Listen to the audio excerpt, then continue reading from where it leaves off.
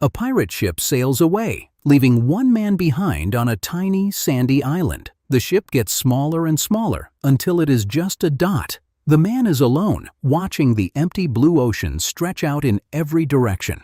This wasn't a story from a book. This was a real punishment. He was left with almost nothing, just a bottle of rum, a little water, and a pistol. The pistol held only one single shot. Why would a crew do this to one of their own? What crime was so bad that it deserved this slow, lonely end? The answer was written down on a piece of paper. It was called the ship's articles, but today we know it as the Pirate Code. Before any adventure began, every single person on the ship had to agree to these rules. They would sign their name or make a mark to show they promised to follow them. This was not a law from a king or a government far away. This was a promise. It was an agreement between everyone on board, from the captain to the person who scrubbed the deck. This piece of paper turned a group of strangers into a team, a family, bound by their own rules. And here is the most surprising part. Life on a pirate ship was often more fair than anywhere else in the world. On a Navy ship, a mean captain could treat his sailors terribly. But on a pirate ship, the crew could vote. They could even vote to fire their own captain if he was a bad leader. Think about that. A simple sailor could have a voice. He could help decide who led them and where they went. This was a wild idea back then. It meant that every person on the ship mattered. Their life was a shared adventure, not just a job. These rules were so important for one big reason: survival. A pirate ship was a dangerous place. It was filled with tough people from all over the world, and they all had swords and guns. Without rules everyone agreed on, fights would break out all the time. The ship would fall apart from the inside. Greed and anger would take over. The code was like the glue that held their dangerous world together. It made sure that everyone worked as a team, especially when facing a storm or a battle. So, what kind of crime broke this trust? The worst one was stealing from your own crewmate. All the treasure they captured was called common purchase. That means it belonged to everyone. It was shared treasure. Taking even one gold coin from another pirate wasn't just stealing. It was like saying, "I don't care about our promise. I only care about myself." It was a deep betrayal of the entire crew, an attack on their shared dream of freedom and fortune. So what was the punishment for a pirate who stole from his crew? It was a lonely one. The thief was marooned. This meant they were left on a deserted island, all alone.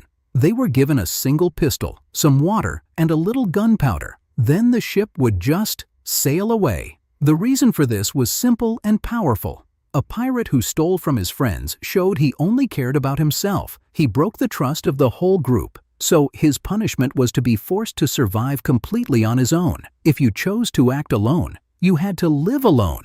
But stealing wasn't the only crime that could end a pirate's career. Another major rule was about bravery. During a battle, every single person had a job to do. Some loaded cannons, others climbed the ropes to manage the sails, some were ready to board the other ship. A pirate ship in a fight was like a giant, dangerous machine. Every part had to work perfectly. If one person got scared and ran from their post, the whole plan could fall apart. One moment of cowardice could get the entire crew captured or sunk. The punishment for running away in a fight was often death, right there on the deck. This wasn't because the captain was angry. It was a cold, hard choice about the crew's survival. It was a business decision. Pirate ships operated on a very clear idea. If the crew didn't capture any treasure, nobody got paid.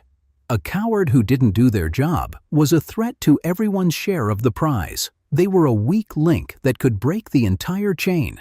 By failing to fight, a pirate wasn't just being scared. They were stealing the chance of treasure from every other person on the ship. In the world of pirates, that was a crime that had to be stopped immediately. But here is the most amazing secret of the Pirate Code.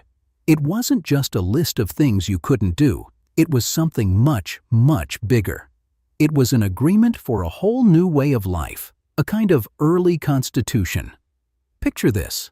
Out on the vast, lawless ocean, these crews were building their own tiny, floating countries. They were creating a new kind of society, far away from the kings and queens on land. A society with its own rules for fairness. These codes had checks and balances. They made sure the captain couldn't become too powerful. They made sure every person had a vote on big decisions. On a pirate ship, every voice mattered. This was something most people on land could only dream of. This pirate constitution was more than just a list of rules. It was a promise that life on their ship would be different from the harsh, unfair world they had all escaped. This new world wasn't just about sharing treasure. It was about protecting each other. The code ensured that every single person on the crew mattered, and their safety was the whole crew's job. This was a radical idea for its time. But here's the most stunning part. The pirate code created a kind of welfare system. Long before most countries did, pirates had a plan to take care of crew members who got hurt in a fight. It was a safety net woven into their laws.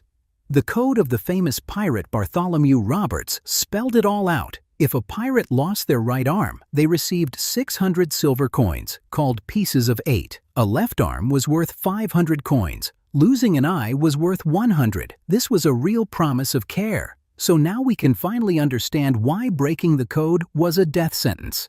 It wasn't just about breaking a rule. It was seen as an attack on the entire system that kept them safe, equal, and free. To steal from your crew or to run from a battle wasn't just a crime. It was treason. It was a betrayal of the pirate dream itself. The dream of a fair life, far away from the cruel kings and captains on land. And this reveals a truly amazing truth. These pirates, who were called enemies of the world, built a society for themselves that was often more fair than the one they had fled. Picture this. On a pirate ship, every crew member had the right to vote for their captain. They could also vote to remove him. Everyone was guaranteed a fair share of the treasure, and everyone was looked after if they were injured. These ideas were incredible for their time. They were whispers of freedom and fairness sailing on the high seas, happening years before many big countries on land had similar rights for all their people. So the pirate code wasn't just about punishment.